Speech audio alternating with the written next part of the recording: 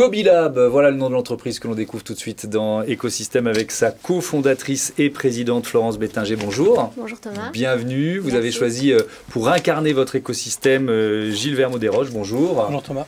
Bienvenue, vice-président citoyenneté chez Schneider Electric. Des gourdes, des couverts réutilisables. C'est quoi votre business? Depuis quand vous l'avez créé et avec quelle idée? Racontez-moi. Alors Gobilab, ça existe depuis 10 ans. On s'est créé il y a 10 ans en se disant que les bouteilles jetables qu'on achetait à chaque fois qu'on avait soif dans la rue ou au bureau, enfin qu'on prenait au distributeur, ça ne tarderait pas à se révéler dans toute son absurdité en fait. Et puis c'est vrai que les années ont passé et qu'on s'est rendu compte qu'on avait un problème de déchets, qu'en fait le recyclage ne pouvait pas tout, qu'il fallait donc réduire à la source. Et donc on a interrogé nous tout un gisement de déchets qui est celui qu'on utilise tous les jours au bureau, qui peuvent être les gobelets jetables, les petites bouteilles, et on a imaginé en fait, on a inventé il y a 10 ans une bouteille réutilisable un peu différente des codes de la gourde de randonnée pour être utilisée dans les bureaux par tous les collaborateurs. Tout a démarré comme ça. D'accord. Elles sont des gourdes qui sont faites en quoi? C'est du verre, c'est du plastique recyclé? C'est quoi la logique? On a différents modèles. On a commencé par celle-là qui est faite en copolyester, donc qui est un plastique nouvelle génération qui se réutilise, qui se lave facilement, qui tient bien dans le temps, qui se recycle, etc. Sachant que ce qui est intéressant par rapport à l'image qu'on a classiquement du plastique, quand il est utilisé à usage unique, ça n'a pas de sens parce qu'en fait c'est un matériau qui a une grande durée de vie. Quand il est utilisé dans le cadre de produits réutilisables, en fait c'est assez intéressant parce que les impacts de fabrication sont assez pauvres, donc vous les compensez très vite grâce à votre usage, contrairement à des matériaux plus nobles. Et on a aussi une gourde en verre qu'on a lancée grâce à un partenariat avec le verrier Veralia. Pourquoi vous avez voulu que Gilles Vermaux-Desroches soit présent aujourd'hui? En quoi il incarne votre écosystème? Je pense qu'on est une des premières entreprises à avoir fait le pari justement des entreprises pour la transition vers le réutilisable.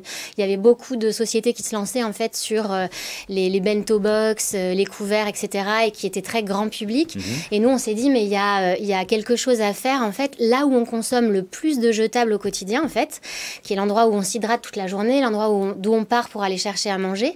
Et on s'est dit, si on arrive à convaincre une entreprise qui a 100 salariés, 1000 salariés, 1500 salariés, en termes d'impact, on est tout de suite beaucoup plus fort. Et surtout, ce que je trouve très intéressant, c'est que comme avec Schneider, on a aussi la possibilité d'organiser une communication extrêmement qualitative auprès des collaborateurs quand on distribue, pour leur expliquer le sens de l'action, pour leur expliquer tout ce qu'ils évitent comme coût à l'environnement. Et donc, on peut beaucoup plus facilement embarquer les gens.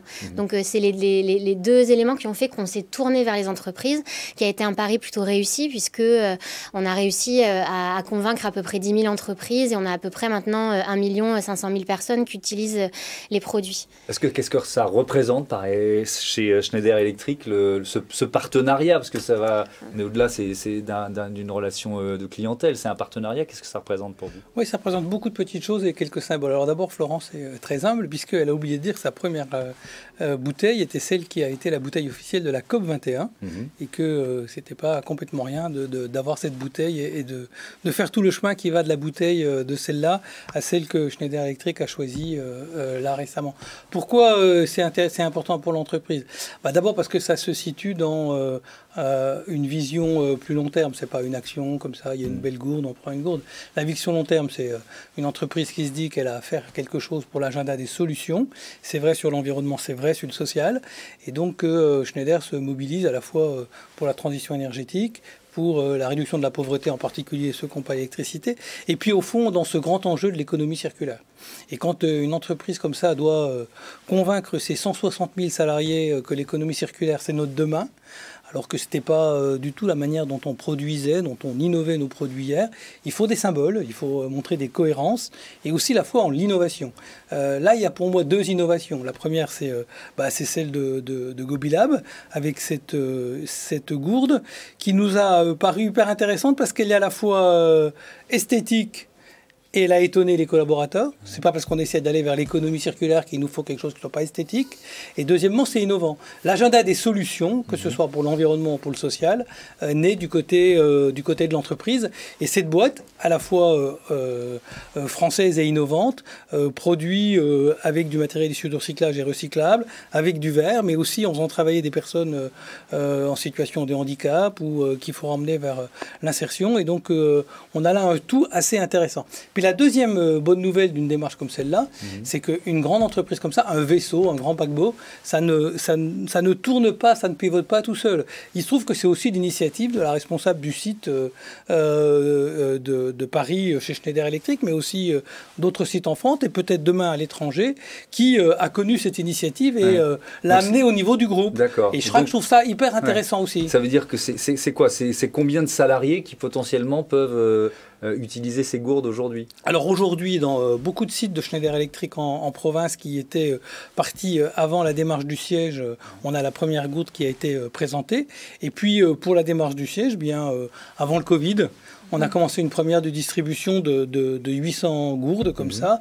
Toutes les personnes qui étaient là pendant la semaine du développement durable. Il y avait des animations évidemment prévues là récemment avec Golab, mais non Gobilab, excusez-moi, mais aussi avec le partenaire associatif que vous avez, Softrider, pour utiliser la démarche pour faire pédagogie. Parce que c'est important, c'est que on comprenne pourquoi on a cette gourde. Elle est belle. Elle est recyclable et elle nous amène dans une réflexion qui va jusqu'à la vision d'une boîte qui va un peu pivoter pour l'économie circulaire. Elle permet pour les collaborateurs d'avoir ça au bureau et de l'avoir tous, mais aussi pourquoi pas demain de l'acheter pour leurs propres cadeaux et puis dans des cadeaux d'entreprise, dans des événements Schneider, d'avoir ce type de démarche.